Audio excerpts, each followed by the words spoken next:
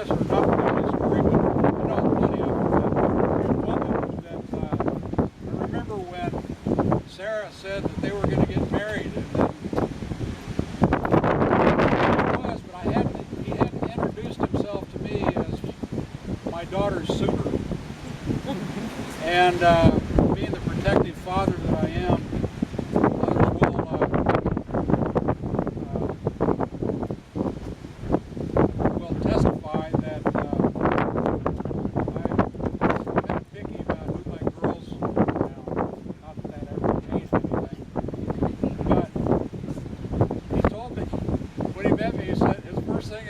he says, well, it's nice to see you again. He says, I'm not going to be intimidated. My first thought was, well, we'll see about that. But inside I thought, I like this boy's vinegar. You know, he was on it. And he was a good guy. He was always kind to my daughter. And that's an important thing for a father.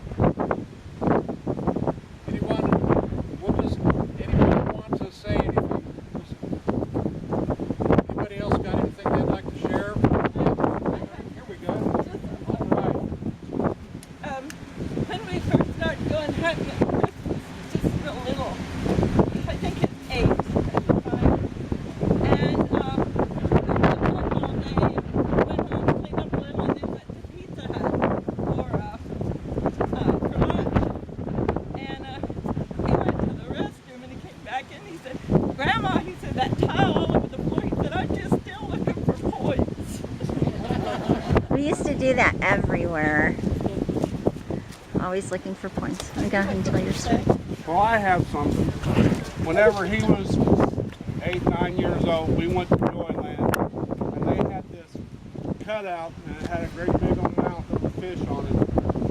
And you could take a fishing pole and cast it, and if you got that sinker through that mouth, you had the chance of winning a new fishing boat.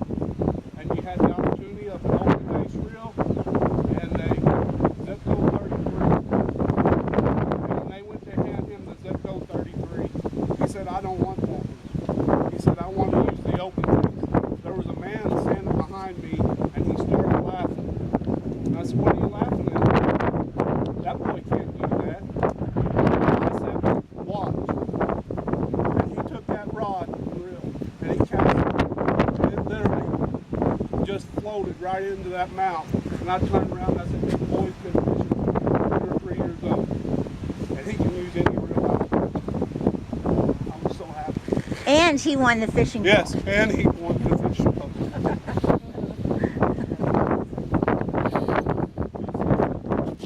I'm Joe Harris, and I met Chris as a soccer coach back in '96. He was on my team in Hayesville along with my son. Now, through the years that I've coached, there's always certain kids out on the field that just stand out. And Chris was the one for this team that I had that year. The thing is, other kids have stood out in the past, but I never know what happened to them because they go off and they do things. May, his grandmother, works with me at my business, so I've been able to see Chris grow from a little kid up to a man. And what my first concept of Chris was proven as he turned into a man. He was a good man, and that's period. That's all I've got to say about Chris. He's just a good man, period. Thank you.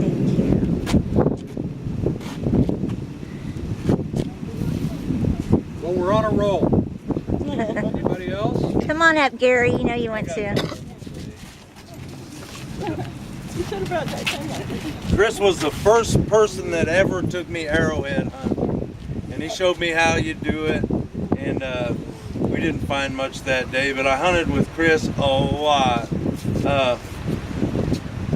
One time we were gonna go kayaking. We parked our trucks and we got the boats down to the water, and then we knew we needed to take a truck 5 miles downstream and park it so we'd have a truck to get out. So we both got in my vehicle and we're driving toward the other bridge, and we got about halfway there and Chris said, wait, we're gonna need my car to get back. There was always logistical problems. One time paddling downstream here at Derby Bridge, we had went kayaking. Chris had borrowed my paddle. He didn't have a paddle. We were kayaking. We were almost done with our river trip, and I came paddling around the pillars at Derby Bridge, and Chris has that paddle like this, and I paddled around there, and I'm looking at him and said, watch, I'm going to hit this snake. And there sure enough was a snake right there, and he hit hard as he could, missed the snake, bent the paddle. One time we were on the creek arrowhead hunting, and we had hunted that whole creek.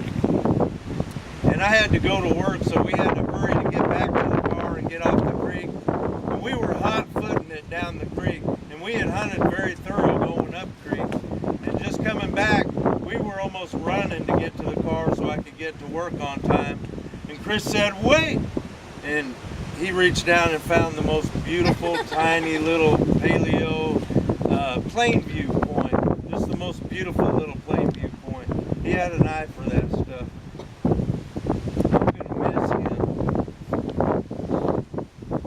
The second date that Chris and I went on was, of course, arrowhead hunting. Because that's how Chris romances girls. And we were on a creek, and we're walking, and I'm not finding anything because I'm new to this whole thing, and I literally walk right over something and don't even see it, and Chris is standing like 10 feet back, and he starts like gagging, like, oh my god, oh my god, oh my god, oh my god, I'm gonna be sick, oh, and I'm like, what are you talking about? He's like, no, no, no, and he got closer, he turned on his phone so he could videotape it, and he got closer and closer and closer, and it was an Elevates Clovis, which is, I know not everybody here is an arrowhead person. Those are 15,000 years old, the oldest type of arrowhead ever found. The Elevates is one of the rarest materials.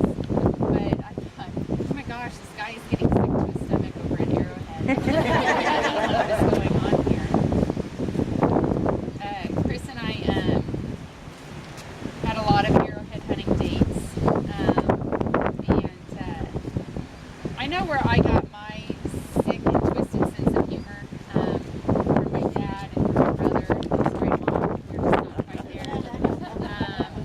But these two are crazy, and Chris had the exact same sense of humor, and it was great because I could make a joke to somebody else. They're like, "What are you talking about?" But Chris would just roll over and laugh. It was the best thing in the world, and he could do the same thing with me, and it was just a beautiful relationship. How many times we finished each other's sentences, thought ahead.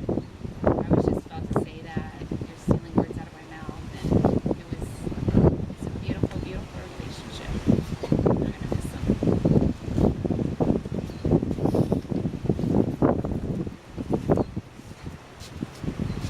Well, I'm Chuck Sawyer. I've been accused of getting him into this lust for hunting on the river. I'm partly guilty. She's the other one. We took him to Ponca City one time, and his first find was I was about ready to step on a point, and he reached down and grabbed it and looked at it and said, "Is this a point? Is this a point?" Yeah. And he did his Indian dance. He said, when you find one, you gotta hoop and holler. And Hiya, He still has a chant. Yeah. he did his Indian dance, and he was hooked ever since. And when are we going to the river? When you going to the river? I want to go. And it was like that.